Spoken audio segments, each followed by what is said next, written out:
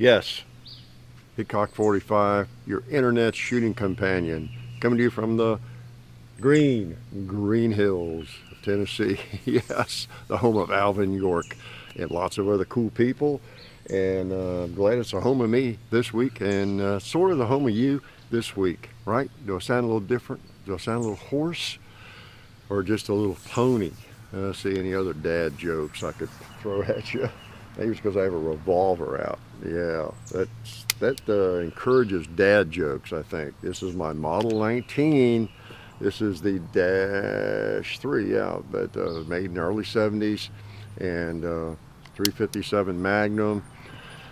You know the story. Hopefully, if you've seen the video on the one that got away, that video, 357 Magnum, last one I'd ever sell. It's made an appearance, even though I've just had it a year or two. This one, particularly one.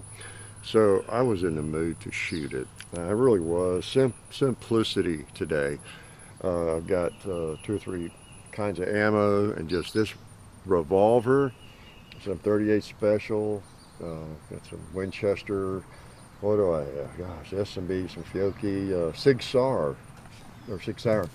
That's 357 Magnum. I might not want to shoot that. I don't know. It might be too loud for me today. It might great ammo.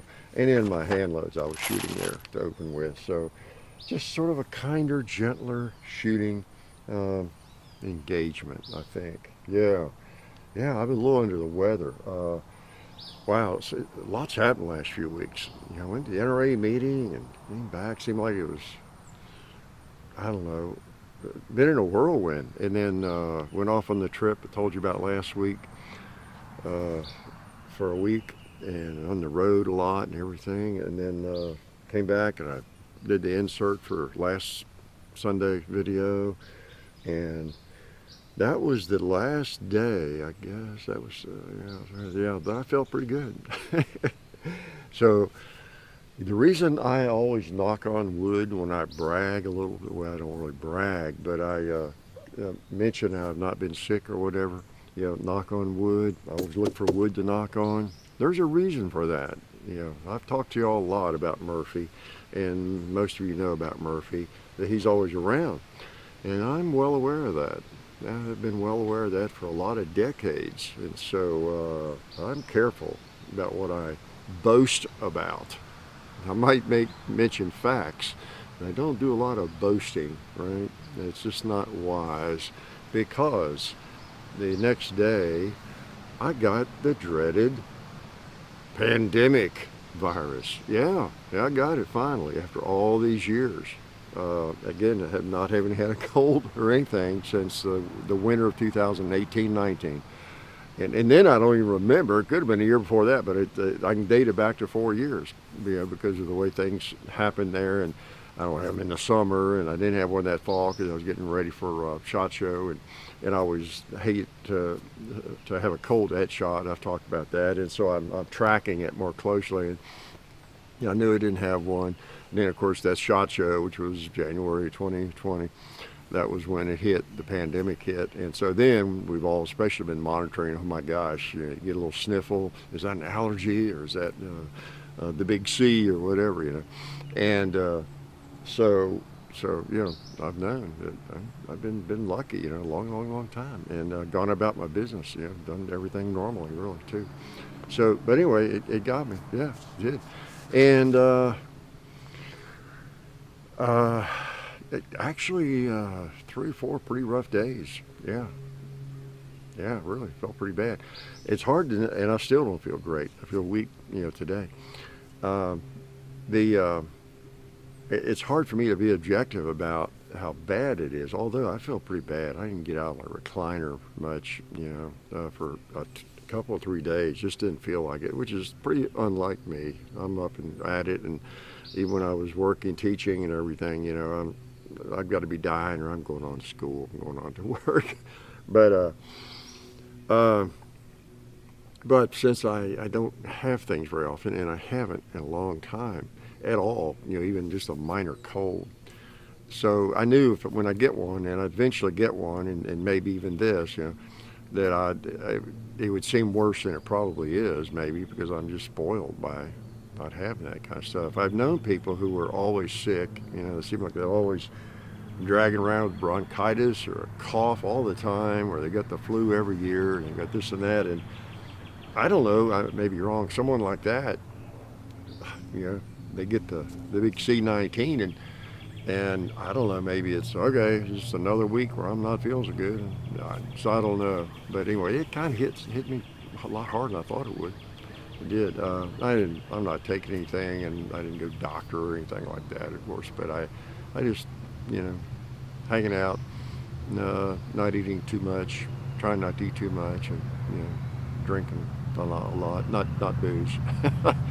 But anyway, yeah, it got me finally. It got around to me finally. It took it a while, all the way from China to Middle Tennessee, and found me. It took what, 3-4 years to find me, but it finally did. So anyway, I thought, I didn't really feel like doing this. I'm not late, but I would have done this yesterday. I just didn't really feel like it. Almost don't today. And I'm not, mainly my voice. I don't know if I'd be able to talk very long. So I better talk fast, okay? Because I might run out of voice. So I'm here for a little while at least. Okay, we'll see how I feel and how I think I feel okay. I was just kind of tired still, but as long as my voice holds up, I'll yak at you a little bit. I didn't want to miss this week unless I really needed to. It's supposed to rain tomorrow, so I go ahead and chat at you a little bit and shoot this fine gun. Those are the first shots I have taken in a while. They really are. Because last week I had to do early, so it's been almost 2 weeks really since I fired a shot, and it felt good. Especially my old friend, my Model 19. It really is an old friend.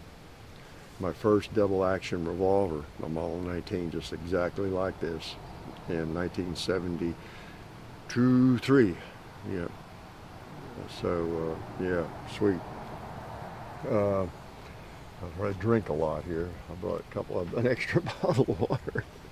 Speaking, I'm just going to shoot some light stuff here, and regular stuff, 38 special. Again, shoot some of those Winchester.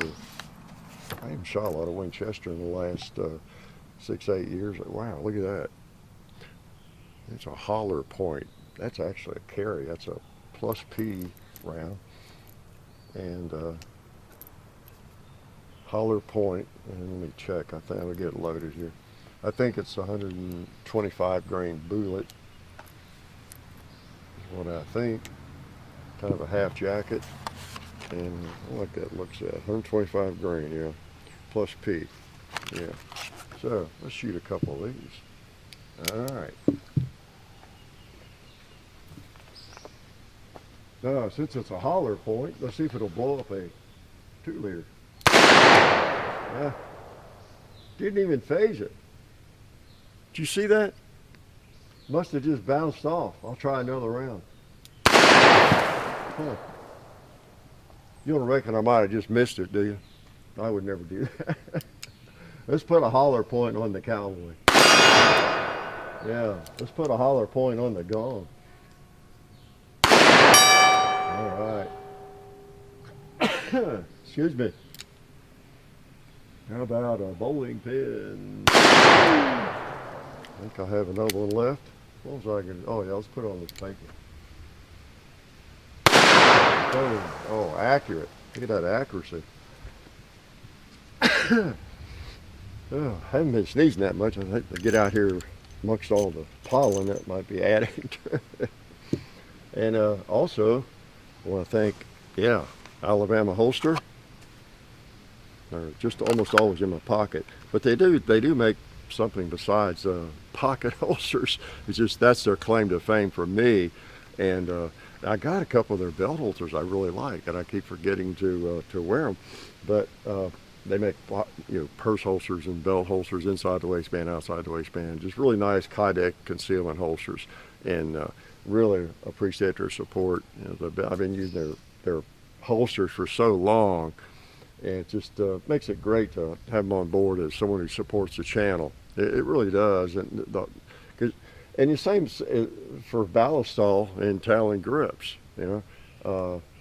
Companies that make something that I've been using for a long time.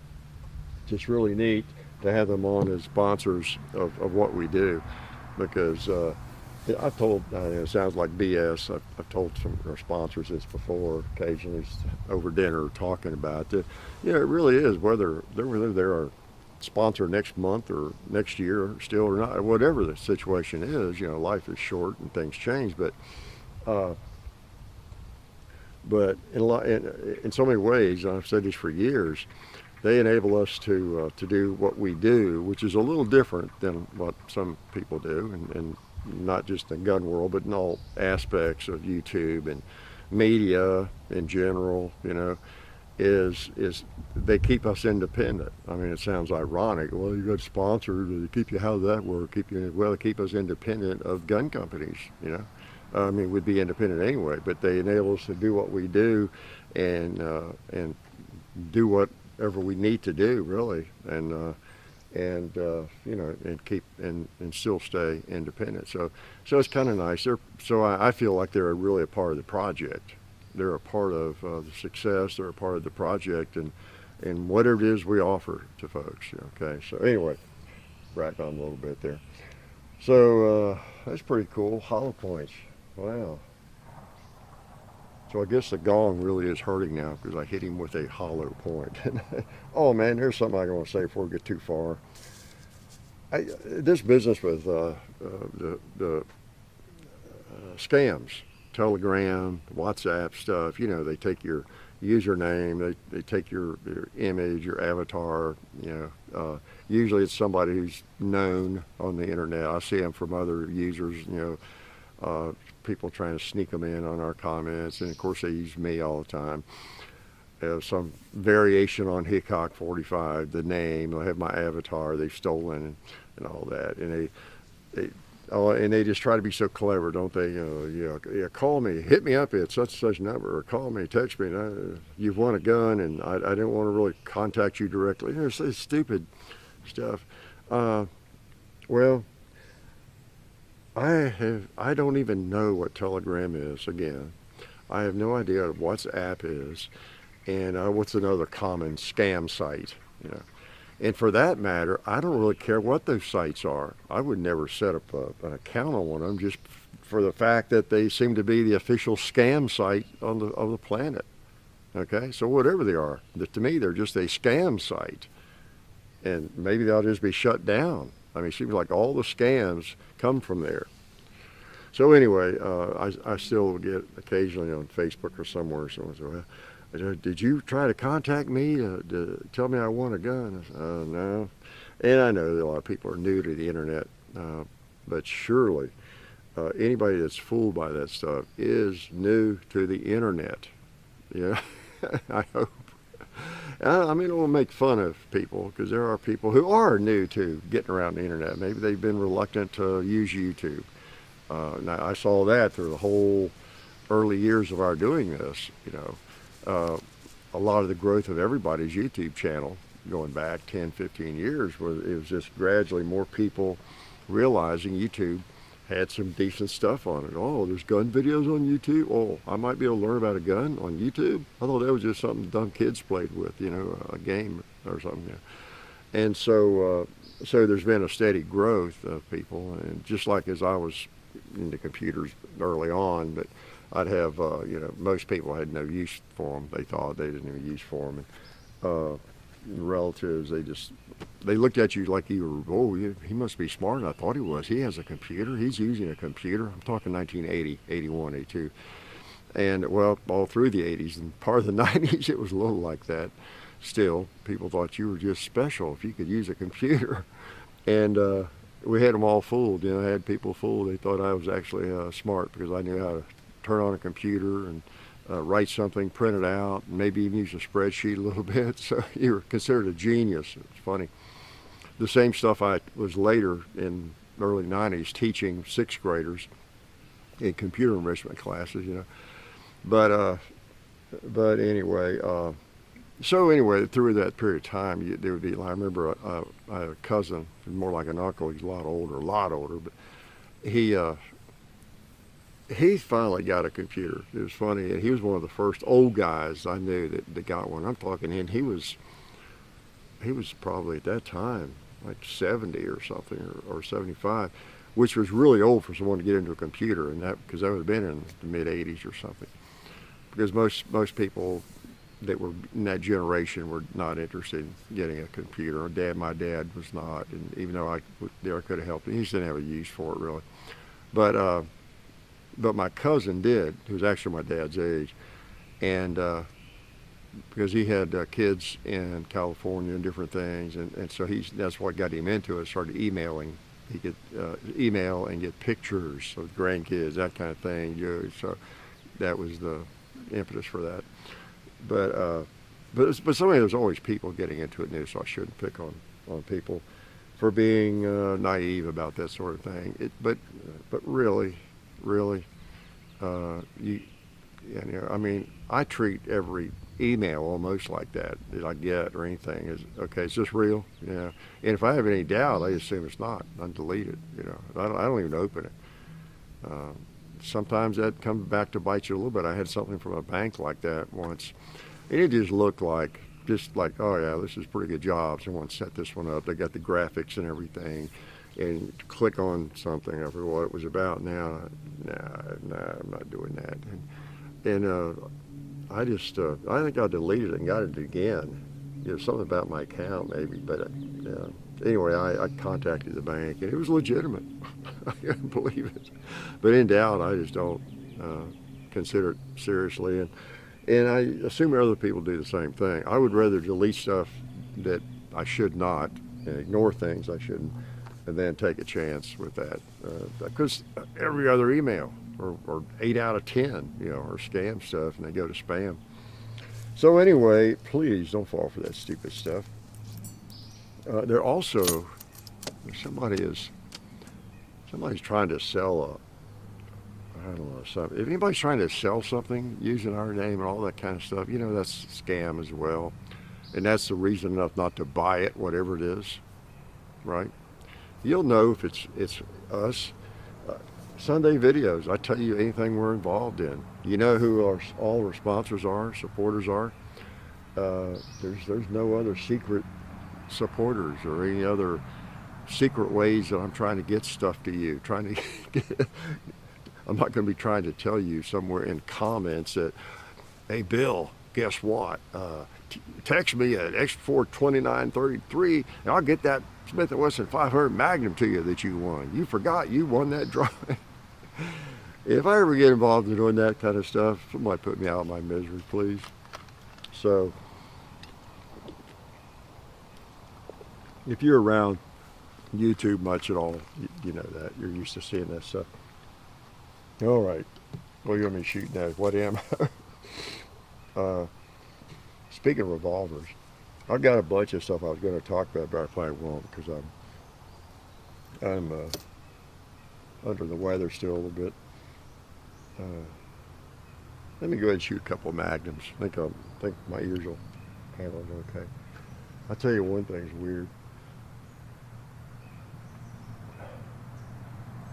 I'm not sure what I don't know what it is, but I just don't know what it is. But I don't know if your eyesight fluctuates a little bit. Mine does. It seems to be, I can kind of tell, I think, based on how I've been eating and that sort of thing. And if I just like fast for a day, sometimes it seems to improve, and so it seems to be related to that. I don't know. And I've been putting off getting a new prescription. So wait a minute, I'm going to wait till it's a day when I'm seeing clearly, and because some days I don't see as clearly as other days, and it's hard to predict.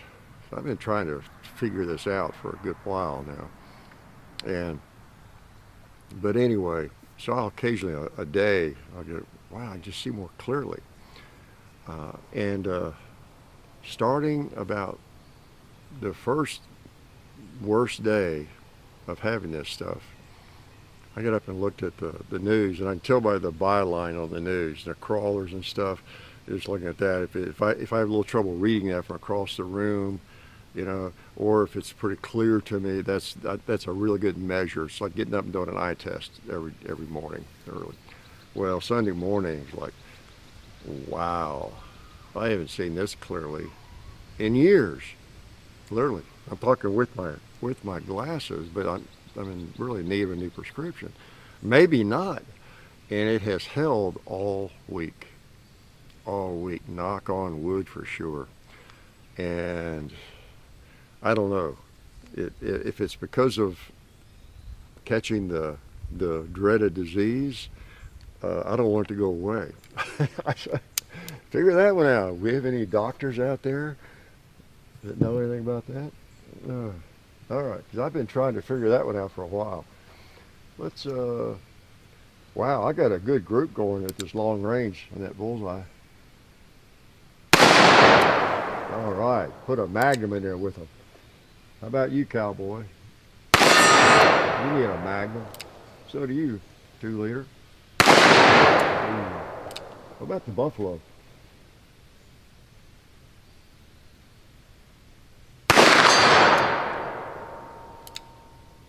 Yeah, I think it hit it, didn't it? I think it hit it. I don't know. It's a smack. Ooh, nice. All right, that was some Sig Sauer. Okay. Nice. What else do you want to know about? I don't know. You know, I've talked about this business with our federal agencies. You know, a lot of that's come down here recently, hasn't it? And you know, I've said it. I've seen you all make comments about it too. How sad it is, really. And some of you young folks, I was thinking, watching some of that coverage, the testimonies and stuff, how, you know, someone who is, I don't know, 30 years old or whatever, 25, whatever, millennial, you may never have known a time, or even older, known a time when all of our federal agencies were just highly respected. And see, I grew up in that era. Now, there's always some kind of controversy going on, but other than the IRS, it's hard to have respect. No one has an enormous amount of respect for them. They're just a necessary evil, you know, forget about them. But the other agencies have always been agencies that most of us kind of aspire to. I thought I wanted to be an FBI agent at one point, you know. Well, Mr. B, this is the wrong shooting table. There's a big wood bee coming at me. I'm going to load up just in case I get a shot at him. And how's that typical? Load up, there's a bee here. Not many places. I don't recommend this at home, right? No. Even I can't do it, depending where he is located. But, you know, there are times when I have been known to take out a bee or whatever with whatever firearm has to be handy, 12 gauge, 357 Magnum, because I can get him where, you know, I mean, even right here, I'm shooting into the ground, or he's down range, of course, I can take care of him. But yeah, you know, younger people might just not even have ever had that kind of respect. But as I was saying, as I was growing up, you just always aspired to, not to be in the FBI necessarily, but you really held them in high esteem, CIA, you name it, and you rely on them. You rely on those agencies, so much. And generally speaking, the agents on the street are hardworking fellows, gals, just like you, me, and working hard to do things the right way. And of course, you see that, you know, when whistleblowers come out of these various agencies and things, they just find that they're being compromised ethically to the point where they've got to jeopardize their job, give up their careers maybe, and let me know what they're seeing, you know, that kind of thing. So there's a lot of good people, a lot of really good people in those agencies, but the politics of it at the top have gotten ridiculous, and they're just weaponized. It's just that has to stop, doesn't it? It has to stop. It doesn't. No political party, whether it's Democrats, Republicans, Independents, you name it, can get their claws into those agencies, control the freaking world. It's just bizarre that we've allowed that to happen. Bizarre and sad. It's so regretful. But yeah, anyway, let me take a couple shots. All right, would be maybe eating on this shooting table here. All right, I'm gonna grab my water. Another thing of water here. All right, so far I can talk a little bit. You can understand what I'm saying. Okay. All right, got some hand loads in here now. Nice.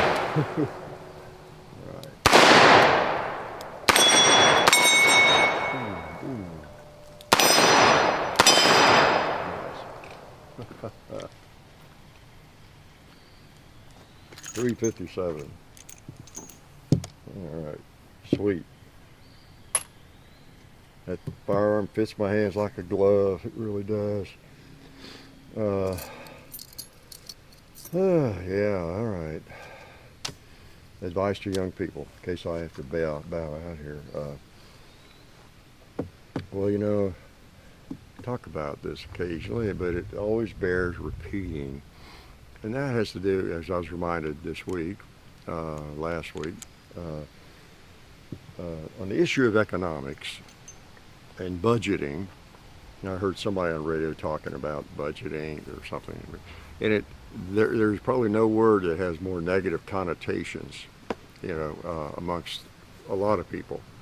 It doesn't with me, but it does with a lot of people, because it implies restrictions. Oh no, restrictions. Yeah, people, well, you need to be on a budget. It usually comes up quite possibly under negative circumstances where you're broke or you ain't got no money, and you decide you got to have a budget or whatever.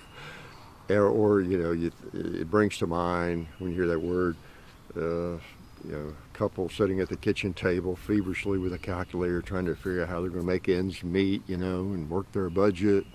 Budget, that awful term. That's only for poor people or people who have no money or people who are afraid to spend money on a beer or whatever it might be, and young people, especially anybody, but it's not.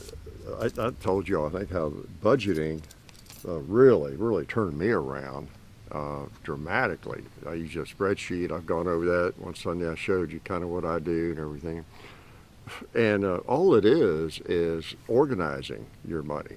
That's all it is. Spend it wherever you want to.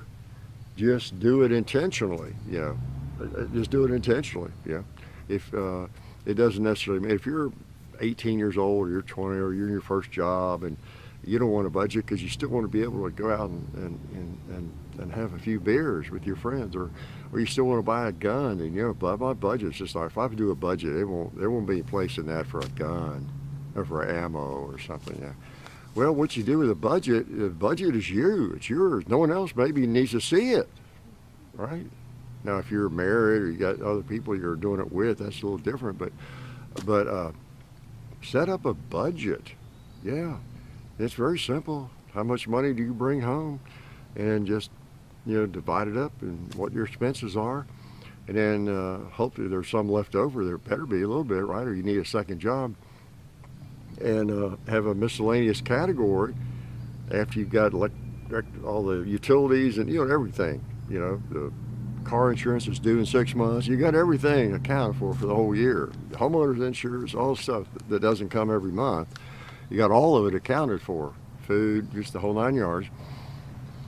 And then some of those, of course, are flexible. Fees back when and then what you do is you create the categories you want. I mean, there's a lot of them you have to have, right? You have no choice. But then you also have one for ammo.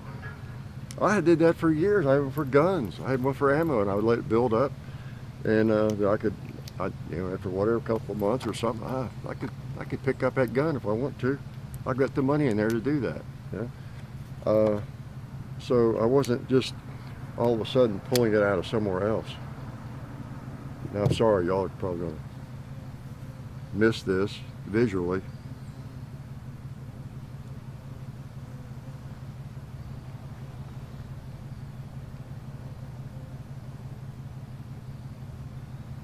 Don't mind me, but if it just slow down a little bit. Come on, come on, come on back over here. Come on. Oh. Got him. I got him. I tell you, that first shot, I was just right near the ground here. The first shot, I couldn't believe that I knew the bullet didn't hit him, I didn't think, but it couldn't have missed but that much, and he's just like 3 feet away from the muzzle. I thought the blast would have gotten him. The second one, it was either the blast or the bullet, or both, I don't know. Okay. Came to the wrong shooting table, Mr. Would-be. So anyway, excuse me that little, or sorry for that little delay there.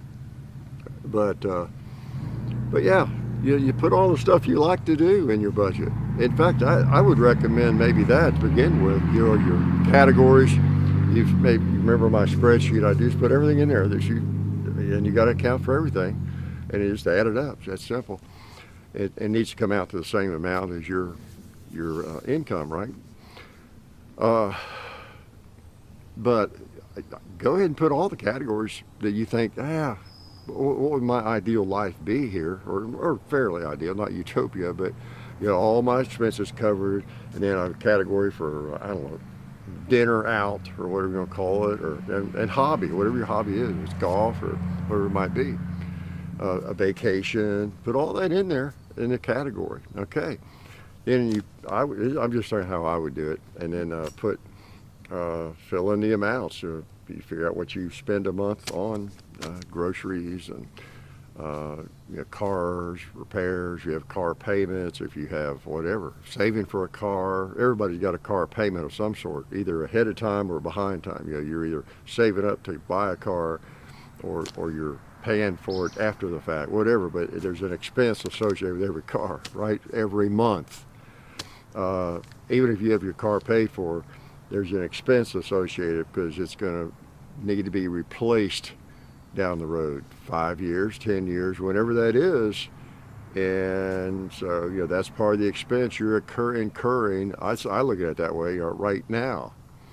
But anyway, you got all those expenses, and then do the math. Do the math. Go ahead and put some money in there for vacation and for ammo, or for guns, or golf, or whatever your hobby is. Go ahead and put that in there, what you spend, what you think roundabout what you spend a month, what you'd like to spend a month, or whatever. And get all the other numbers in there and start looking at them. And you might do the bottom line. If you know anything at all about spreadsheets, you can just have it automatically totaling, and you can play with the numbers and look at the total. That goes a little bit above what I make. Let's see, I'm in trouble. Well, in the middle of the night, I got too much in there for food, or no, I don't. I got too much in there for this. But you just play with the numbers, and we can all just afford what we can afford. And but it's not. But you do it intentionally, and it could be, in probably many cases, you've got all your expenses covered. Then you do have money for your hobbies or whatever else you want to do. Okay, to an extent, and then that money is in there.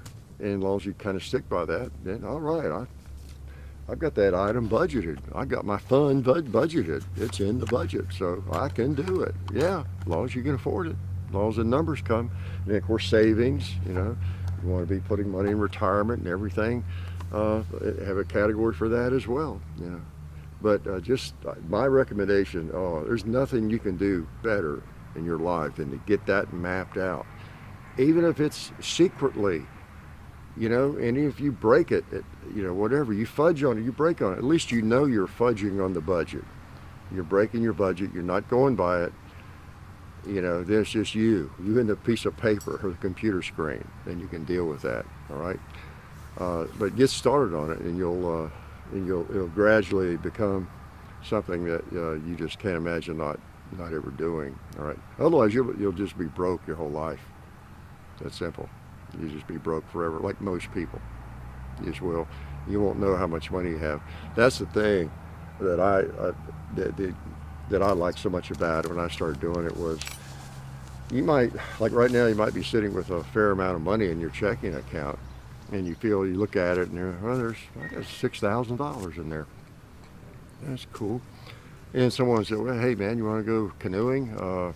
You got a canoe, or you want to do something that's fairly expensive, maybe a week's trip in the mountains with them or something, you know, canoeing, camping, and it's going to cost $1,000 or something to do that or more. And you look at your checkbook, and well, let's see, I got $6,000 in there. Yeah, I guess I can afford that. Well, see, you don't even know if you can afford that trip or not. You don't know. You got $6,000 in a checking account. Well, yeah, but you've got an $800 car insurance bill coming up, and you got maybe a car payment, you got your mortgage, you got all this stuff coming out of that $6,000. Maybe you're a couple of once a year expenses, you know, you haven't thought about. How about something you hadn't thought about because you don't know about it yet? Your car's going to break down, or your furnace is going to go out in your house. You got all that stuff. If you get that in a category in your budget, you've already got it allowed for. You're putting money into it every month, into those categories. And so you may have $6,000 in your checking account, but you don't have $6,000. You have $3 maybe. Really. You may be in the hole. You know, it all determines on what your expenses are and what they're going to be next month and the following months. That's what tells you how much money you have. And see, it's been like 25 or 30 years. I always know how much money I have for anything. And it's just done so simple. I just know. I just look at my sheet, you know, there it is. Now, it's not as critical now as it was when I was teaching. And I could just know. Could I buy a gun? You know, I look at how much money I have saved up for a gun. It's that simple.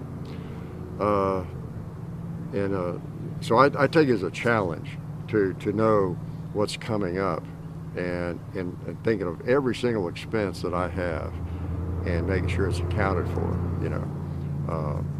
Because it I don't know, it kind of bugs me if I forget about some expense I didn't think about, you know, it just comes up twice a year or something like that, or cars break down.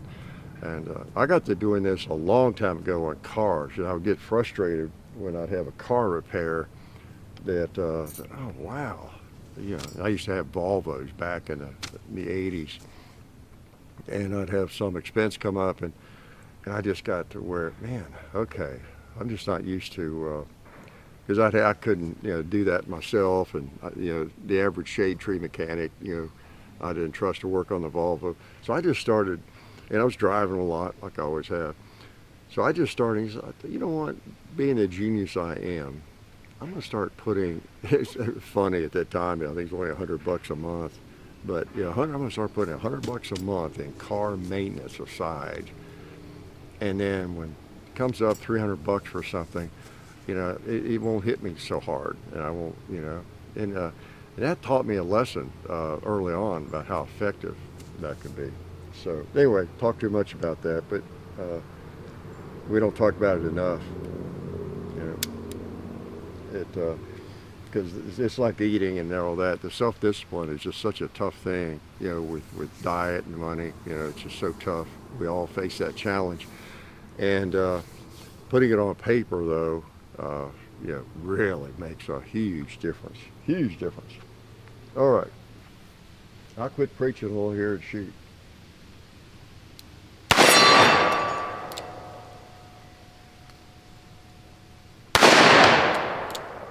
And miss. Well, that one hit. You can tell. Click. All right. Pretty cool. Oh, boy. All right. Anything else you're dying to know about? I think I'll probably just save any other wise advice I have for some other time. Oh, man. It's interesting. Life is full of adventures, you know. I really felt like I was being left out, though. I did. I mentioned that several times. This whole COVID experience, I don't even know what it's like, you know. Everybody I know has gotten it once or twice or three times, and you know, it's like, okay, well, yeah, you can't help but be curious. Well, I wonder how bad it would be if I got it, and you know, or you know, just like, and of course, being perplexed all the years why I haven't gotten it, because I've mixed and mingled, and oh my gosh, you know, I've been to all the shows and seen a lot of you and shaking everybody's hands. I was just at the NRA meeting, and you know, traveling and go to gun shows. I just I felt like I would survive it, you know, and so there's just a bad cold, and so I've gone on with my life, and but I was still curious, you know, how it would be, and it really is no fun, but it hits everybody differently. But yeah, it was no fun, like, 'cause I don't like being sick, but you know, it's apparently survivable so far. We'll see. But I don't know what else to say to you, except I'm going to let you go. My head is still clogged up, and sounds strange when I talk to myself. So here we are on the 21st, almost through May, and 177. We made it through 177 of these Sundays, so hopefully we'll make a few more, and we'll have a nice green backdrop for a while, for a few months actually, right? And if I see you on the road, be sure you say hi. I'm staying home, you know, this week. I haven't been out, and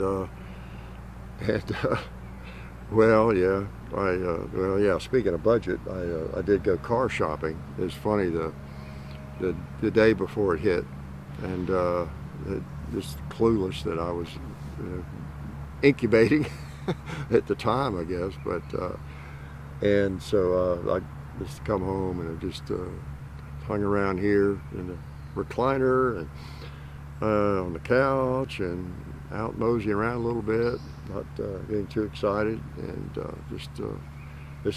today is probably the day I've been moving around the most, doing a few things, you know.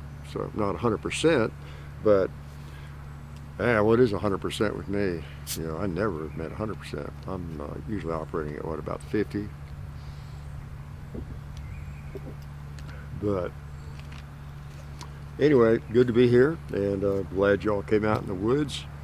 I should have been wearing a mask. Gosh, I hope none of you catches it from me.